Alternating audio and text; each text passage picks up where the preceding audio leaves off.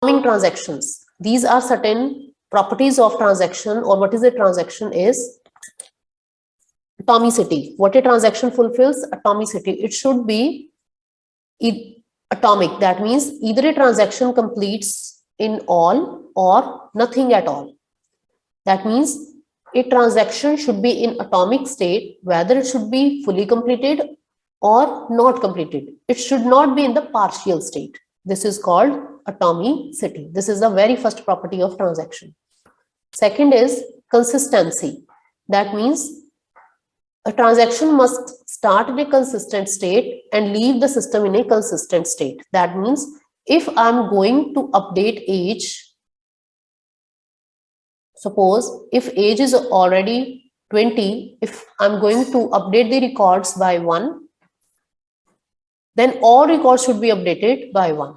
And if it is not possible, then rollback should be performed and all the records will be set to 20 again. This is called consistency. So this is called consistency. That means if certain problem has been occurred, then the system must roll back to its previous state and it should not be in inconsistent state. Fine. So consistency must be maintained. Next one is isolation. Intermediate results of a transaction are not visible outside the current transaction. That means every transaction is isolated.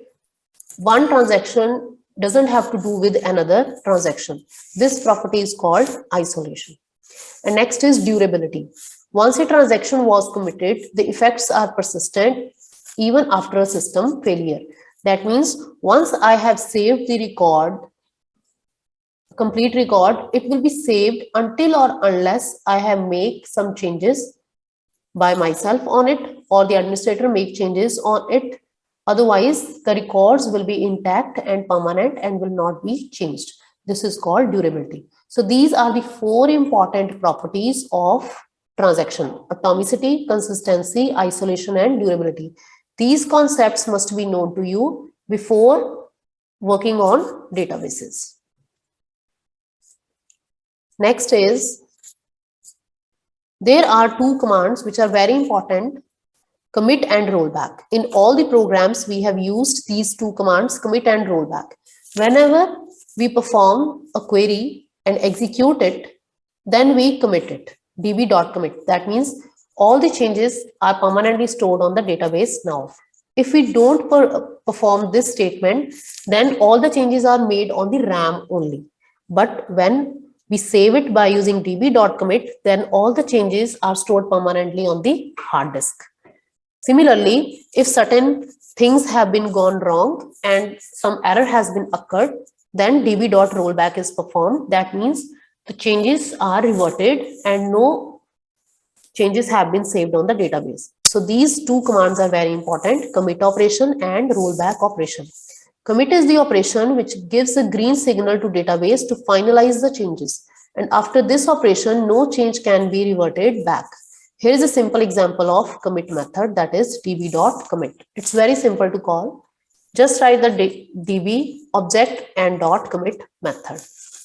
Similarly, db.rollback. If you are not satisfied with one or more of the changes that you have made to the database and you want to revert them back, then you can use the rollback method, and it is used as db.rollback. Okay. Next is disconnecting database. Once you have used the database, made changes on the database, either insert command, update command, or delete command, after performing all the operations on the database, you need to close it. And it is performed by using db.close. It's very simple method or easy statement, db.close. It will close the connection with the database. That is why in every program, we have established connection in every program and closed it in every program. It is very important to open the connection and close the connection in every program, in all the programs. Only then no exception will occur and your program will run smoothly. Now, handling errors. Next topic is handling errors. There are many sources of errors. A few examples are a syntax error in an executed SQL statement, a connection failure, or calling the fetch method for an already cancelled or finished statement handle. So certain kinds of error may occur while executing SQL commands. The DB API defines a number of errors that must exist in each database module. The following is the list of commands. You can go through these commands in order to know about them. And the description is also given, such as warning, error, interface error problem, database error, data error, operational error, integrity error, internal error, programming error, and non-supported error. Such kind of error may occur. You can say them exceptions as well. And these are their respective descriptions. You may go through it once for your knowledge. Thank you so much. This is all about database programming in Python. Okay, students, I hope you understand the concept thoroughly now.